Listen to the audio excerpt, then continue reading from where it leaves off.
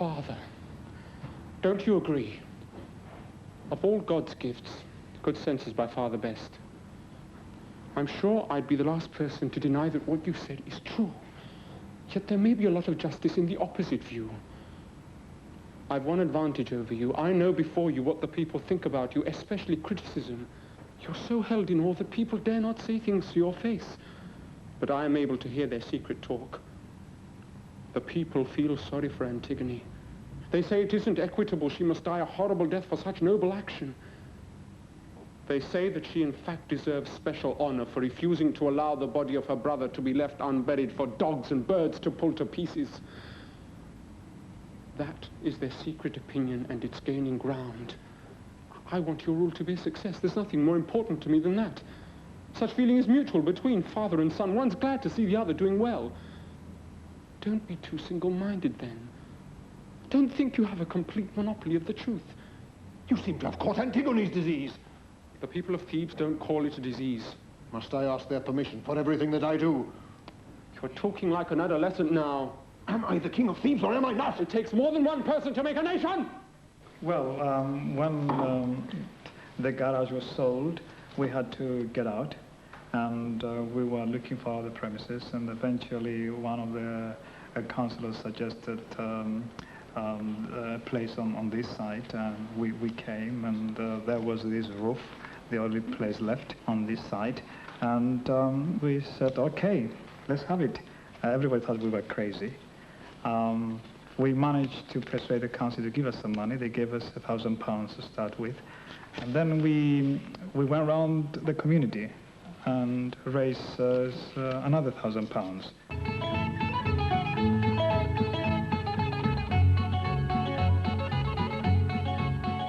The first handful of Cypriots arrived in the early 30s, during the Depression years. They came from villages looking for employment. It's estimated that in the late 30s, there were about 8,000 Cypriot men, because there are no women, only men came at that time. And they were all unemployed and hard up. But the lucky break came during the war, when the Italians had to get out of the country. And they sold their restaurants very cheaply, which the Cypriots bought. And they started working in the catering business. And they won the first prize of a contest organized by the Minister of Food for the best and cheapest dish by introducing moussaka.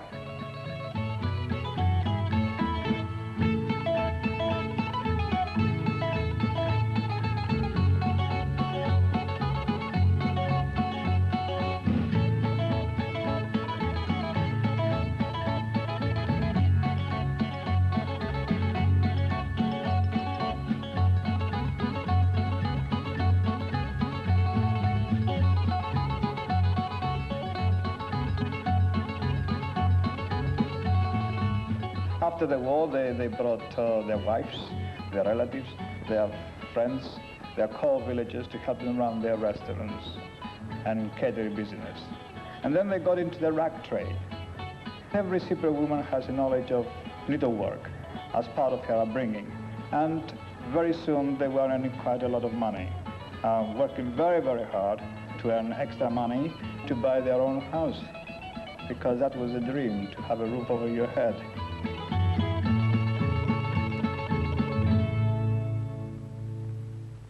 And so we had £2,000. We bought the bricks and we started building. We worked in mud, in rain to build this place.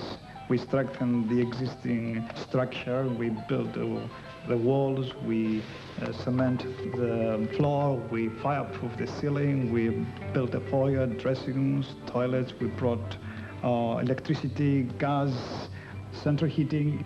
Weekends, evenings, everybody's holidays. I know people who haven't been to a holiday for the last 6-7 years.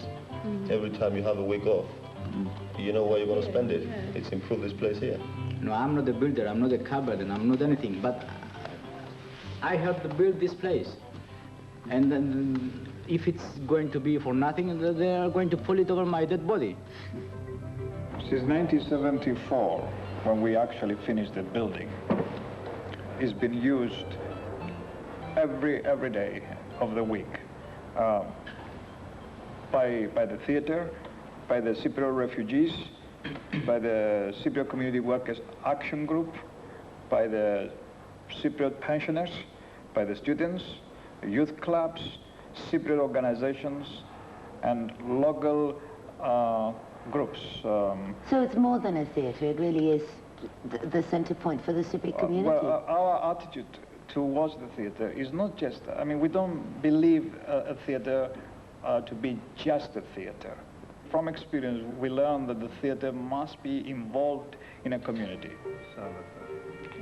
We started the first Cypriot advisory service in Kentish Town in 1967 with the support of Camden Council Social Services to help Cypriots with their day-to-day problems caused by language difficulties, such as filling forms, applying for pensions, and all the other benefits they are entitled to.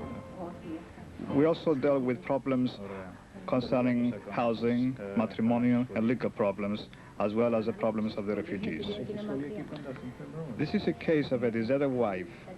We helped her to be housed by the council and also to get financial help to buy furniture.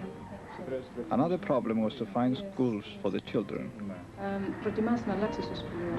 Yeah, I was just far away now to school to take two babies on the bus. Yes. Very difficult. Ο άντρας σου δεν σε σημεία ζωής. No, no.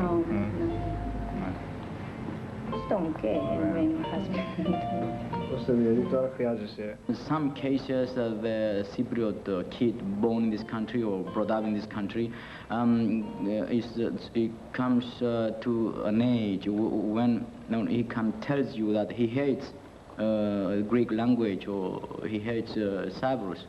But now we notice that it's changing. Second generation, third generation of Cypriots are coming to the theatre because they would like to know more about Cyprus, about Greece, about their and roots. the history, yes, the roots, and especially after the war in Cyprus.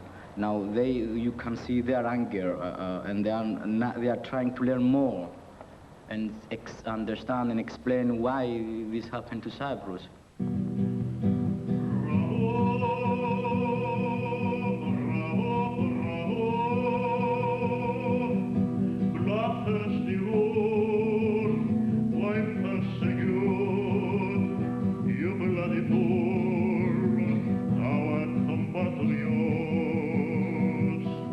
Cyprus was a British colony. After the uprising, it was declared a republic.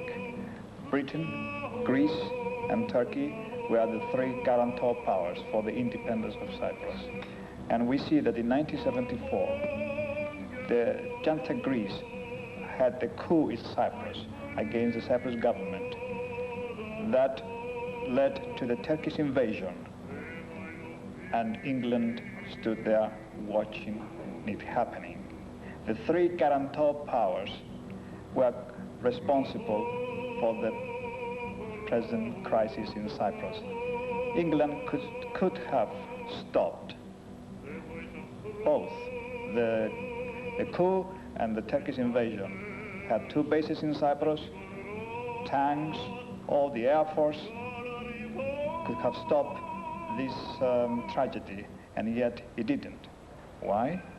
Because we feel that England no longer has an independent foreign policy.